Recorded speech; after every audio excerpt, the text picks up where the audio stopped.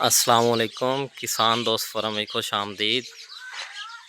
इस फार्म ਤੇ ਅਸੀਂ ਜਿਹੜਾ ਹੈ ਫੁੱਲ ਸਟਾਪ ਇਸਤੇਮਾਲ ਕੀਤੀ ਸੀ। ਹਾਫਿਜ਼ ਸਾਹਿਬ ਦੀ ਗਾਂ ਤੁਸੀਂ ਵੇਖਿਆ ਵੀ ਕਿਤਨੀ ਚਿਚੜੀ ਹੈ। ਚਿਚੜੀ ਤੇ ਜੂਆਂ ਹਨ ਇਹਦੇ ਉੱਤੇ, ਜੂਆਂ ਇੱਕ ਖਾਸ ਕਿਸਮ ਦੀਆਂ ਜੂਆਂ ਇਹਦੇ ਉੱਤੇ ਆਣ। ਤੇ ਹੁਣ ਆਫ ਸਾਹਿਬ ਤੋਂ ਪੁੱਛਣੇ ਆ ਵੀ ਕਿਸ ਤਰ੍ਹਾਂ ਰਿਜ਼ਲਟ ਆਇਆ। ਆਫ ਸਾਹਿਬ ਜਾਨਵਰ ਦੀ ਚਿਚੜ ਜੂਆਂ ਖਤਮ ਹੋਈਆਂ ਕੋਈ नहीं? अरे गाँव माशाल्लाह साफ होगी।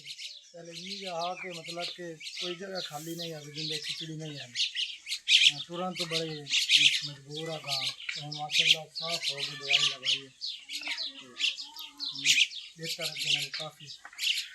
ਤੁਸੀਂ ਵੀ ਭਾਈजान ਚਿਚੜਾਂ ਤੇ ਜੂਆਂ ਵਾਸਤੇ ਫੁੱਲ ਸਟਾਪ ਇਸਤੇਮਾਲ ਕਰੋ। ਫੁੱਲ ਸਟਾਪ ਦਾ ਮਾਸ਼ਾਅੱਲਾ ਬੜਾ ਹੀ ਅੱਛਾ ਰਿਜ਼ਲਟ ਹੈ। ਇੱਕ ਤਾਂ ਲਾਣ ਵਿੱਚ ਆਸਾਨ ਹੈ ਵੀ ਜਾਨਵਰ ਦੀ ਰੀੜ ਦੀ ਹੱਡੀ ਦੇ ਉੱਪਰ ਹੀ ਤੁਸੀਂ ਲਾ ਦੇਣੀ ਤੇ ਇਹਦੀ ਡੋਜ਼ ਬਣਦੀ ਹੈ ਵੱਡੇ ਜਾਨਵਰ ਦੀ 10 ਤੋਂ 15 ਸੀਸੀ, ਛੋਟੇ ਜਾਨਵਰ ਦੀ 7 ਤੋਂ 10 ਸੀਸੀ ਤੇ ਹੈ ਵੀ ਸਸਤੀ, ਇਕੋਨਮਿਕਲ ਹੈ, ਕੋਈ ਨਹੀਂ ਏਡੀ ਮਹਿੰਗੀ ਵੀ ਕੋਈ ਨਹੀਂ।